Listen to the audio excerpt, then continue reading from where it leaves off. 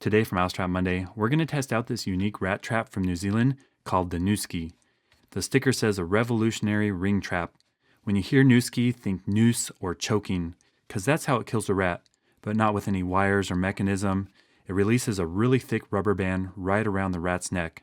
This trap was first patented on April 5th, 2011, and a year ago I featured the mouse version. Here's the Nooski Mousetrap, and it worked really well. It has the same thick rubber bands. And I wanted to test out the rat version. If you've been following my channel, the last few episodes, I've had a rat sabotaging my videos.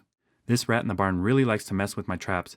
It went in the double humane mouse trap. It also stole the bottle on my El Gato trap. So I think the Nooski is a perfect option to try to catch that rat. Now this design is really simple. The black plastic here is a chamber for the rat to enter. There's a hole in front, and it also holds the mechanism in back with a lever that releases the rubber bands. We'll just pop off the back here. The rat wants to get the bait and sticks his head in there, lifts up the trigger that releases a lever. Now the lever has a hook in front that has a rubber band on it. This red part's a safety. To load these thick rubber bands, you put it on the end, then roll it up. And on the end there is that hook. That rubber band is now in position to go right around the rat's neck. You take off the safety. The idea is the rat will come in there, stick in his head, lift up the trigger, and you have a dead rat that's choked with a rubber band. We're ready to set up the Nooski trap out in the barn. Based on past camera footage, this rat really likes to pull the traps around, so I've made it more difficult by securing the body to a board. Right here is a bait cup. What I'm going to do is add peanut butter in there. Just a little dab will bring the rat right in.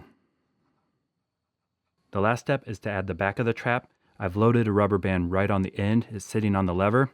The safety's on, so we'll slide that in place.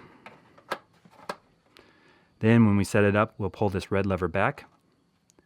It's ready to go. The rat will go in there, try to get the bait, release the trigger, and that rubber band will go around its neck. Let's go set up the motion cameras and see if we can get our sabotaging rat.